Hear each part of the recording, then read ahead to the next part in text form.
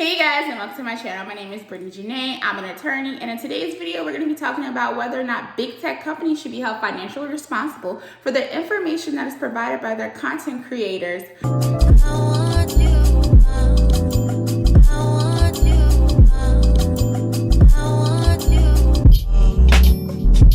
Before we had the internet, we generally received our news from bookstores and from newspaper stands.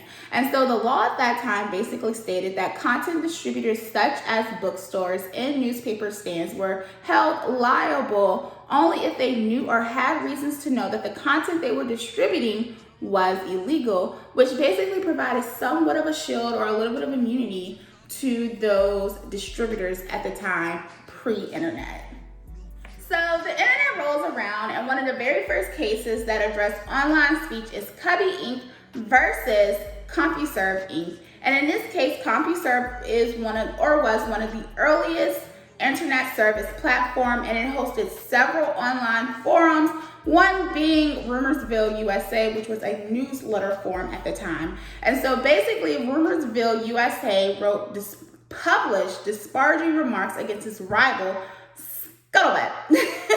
And Scuttlebutt was owned by Cubby Inc. at the time. And so basically Cubby Inc. filed a lawsuit against Rumorsville USA and also against CompuServeInc.com. And so it alleged that CompuServe should be held liable for the content that was created by one of its users.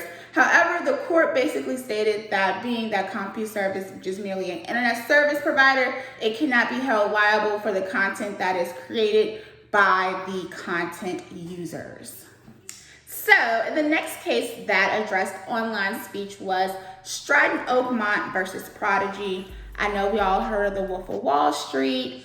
The owner or the founder of Stratton Oakmont was the main character in the movie Wolf of Wall Street. So if you know, you know. And to celebrate with our weekly act of debauchery, I have offered our lovely sales assistant Danielle Harrison here $10,000 to shave a fucking head! Yeah!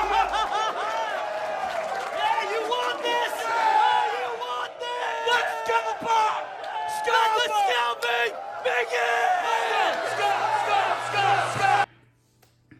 So, anyways, so in Stratton Oakmont versus Prodigy, Stratton Oakmont filed a lawsuit against Prodigy for defamation. Prodigy was an online service that hosted different online forums, one being Money Talk. And the user of Money Talk basically published comments that stated that Stratton Oakmont committed fraudulent and criminal activities as it pertains to stock IPO.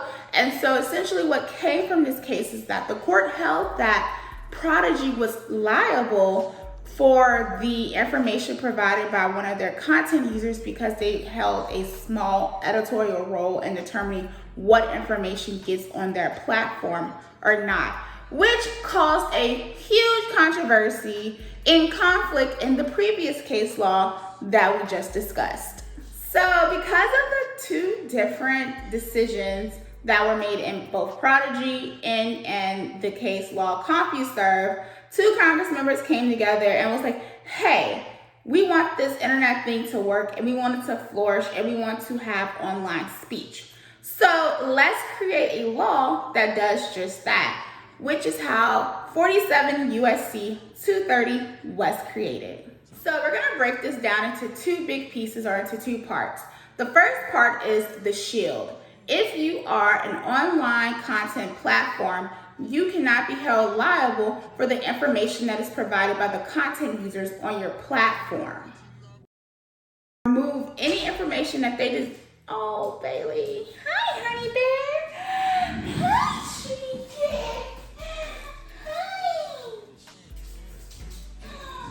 Oh, you keep on what's going on over here. Say hi, baby. Oh, you're so cute. All right, let me finish. You're too cute.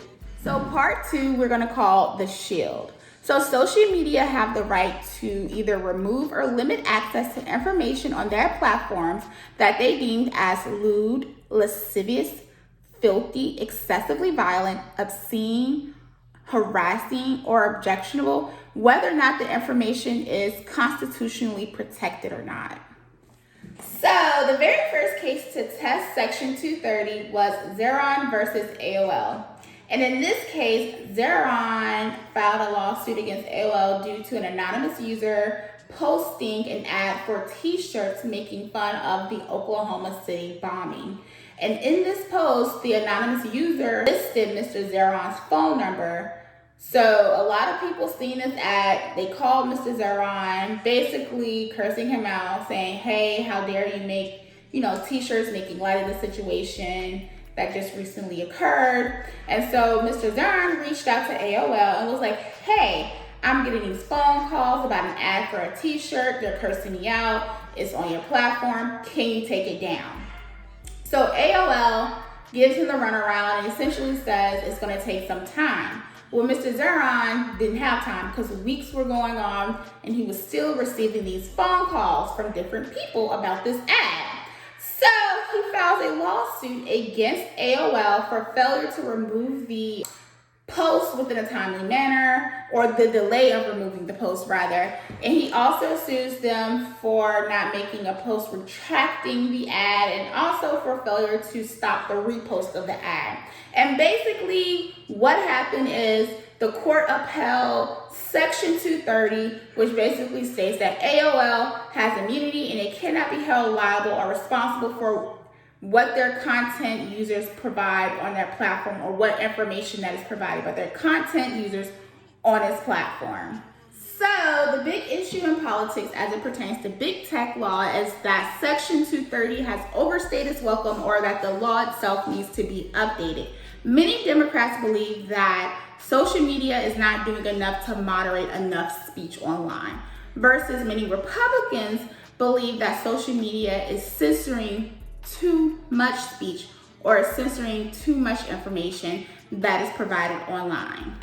So one of the bipartisan proposals that has been in talks over the last several years is the PACT Act. And essentially the PACT Act would mandate these big tech companies or social media platforms to report biannually these transparency reports on the content that it has removed and the decisions that led to the removal of the content, which will provide transparency to everyone across the board as to what content got removed and why these social media platforms decided to remove the content from its platform. However, an argument can be made that these big tech companies are so big to the point that they cannot be regulated, since they have not been regulated since 1996. So we have gone through case law, history, and a little bit of politics, and actually what are the two big components of Section 230. So now we need to talk about what the heck is going on in Section 230. It's a lot that has happened over the last 7 years or so. So let's get into it. So the United States Supreme Court has made a decision to review two lower court rulings as it pertains to addressing Section 230. So the first case involved Noemi Gonzalez, a 23-year-old U.S. citizen who was studying in Paris. Noemi, unfortunately, was a victim of the Paris attack in November in 2015. Noemi's family filed a lawsuit against Google, who owns YouTube, essentially stating that Google failed to take down hundreds of videos on its platform, which incited violence and basically recruited potential supporters of ISIS. And what took place in this case is that the district judge basically dismissed the case, and the appellate court upheld Section 230. In the second case, I cannot pronounce the victim's name. However, I will list the name of the case law like I do my other cases right here. So essentially, in the second case, there was a gunman associated with ISIS.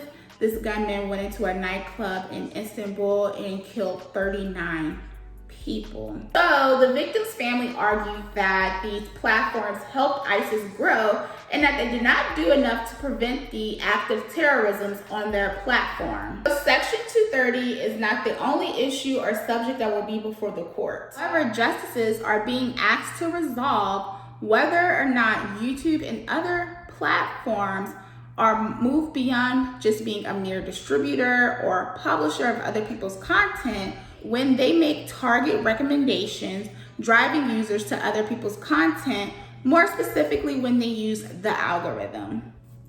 The United States Supreme Court decision on Section 230 will more than likely not address all of the issues that the public has with online speech.